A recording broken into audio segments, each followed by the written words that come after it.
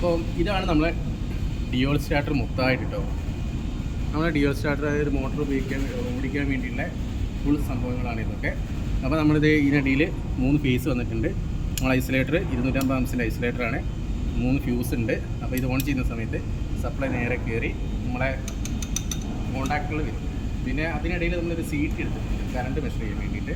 Seat ഉപയോഗിച്ചിട്ടുണ്ട്. പിന്നെ നേരെ വരുന്നത് ഓവർലോഡിലോട്ടാണ്.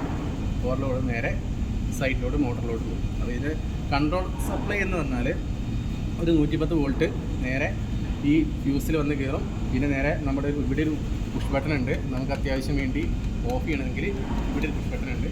ആ പുഷ് ബട്ടൺ വഴി കയറി ഇറങ്ങി നമ്മൾ ഓവർലോഡ് വഴി നേരെ കയറി സൈറ്റിൽ നമുക്ക് പുഷ് ബട്ടൺ ഉണ്ട്. മോട്ടറിൻ്റെ അടുത്ത് നമുക്കൊരു പുഷ് ബട്ടൺ ഉണ്ട്. ഓൺ ഓഫ് ഉണ്ട്. അതേപോലെ തന്നെ നമുക്ക് കൺട്രോൾ റൂമിൽ നിന്ന് വേണമെങ്കിൽ ഓൺ ചെയ്യണമെങ്കിൽ വേറെ ഒരു പുഷ് ബട്ടൺ നമുക്ക് വേണമെങ്കിൽ ആഡ് ചെയ്യാവുന്നതാണ്. അപ്പോൾ നമുക്ക് നേരെ അവിടെ നിന്ന് ഓൺ ചെയ്യുന്ന സമയത്ത് നമ്മൾ ഈ കോണ്ടാക്ട് പിടിക്കുന്നു. നേരെ സപ്ലൈ ഡയറക്റ്റ് മോട്ടറിലോട്ട് പോകുന്നു. അപ്പോൾ ഈ CT എന്തിനാണെന്ന് വെച്ചാൽ കറണ്ട് മെഷർ ചെയ്യാൻ വേണ്ടിയിട്ടാണ്.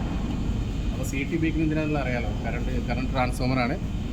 അപ്പം നമ്മുടെ ഡിയോയിൽ എന്ന് പറഞ്ഞാൽ ഇത്രയൊക്കെ തന്നെയേ ഉള്ളൂ. നമ്മളിത് വയറിങ് ചെയ്തത് നമുക്കിത് വേറൊരു വീഡിയോയിൽ പറഞ്ഞു തരാം എങ്ങനെയാണ് ഡിയോയിലിൻ്റെ വയറിങ് കറക്റ്റായിട്ട് ചെയ്യുന്നതെന്നുള്ളത്. അപ്പോൾ നേരെ വേറെ ഒന്നുമല്ല, സപ്ലൈ ഇവിടെ വരുന്നുണ്ട്. ഓവർലോഡ് വഴി കയറി ഇറങ്ങി നേരെ പുഷ് ബട്ടണിൽ സ്റ്റോപ്പ് ബട്ടണിൽ കയറി പിന്നെ നേരെ ഓഫ് ബട്ടൺ ഉണ്ട്. ഓഫ് ബട്ടണിൽ പാരലായിട്ട് നേരെ ഇവിടെ വരുന്നു. അവിടെ നിന്ന് ഓൺ ചെയ്യുന്ന സമയത്ത് കോണ്ടാക്ട് പിടിക്കുന്നു. അപ്പോൾ സപ്ലൈ നേരെ ഡയറക്റ്റ് മോട്ടറിലോട്ട് പോകുന്നു. ഓക്കെ.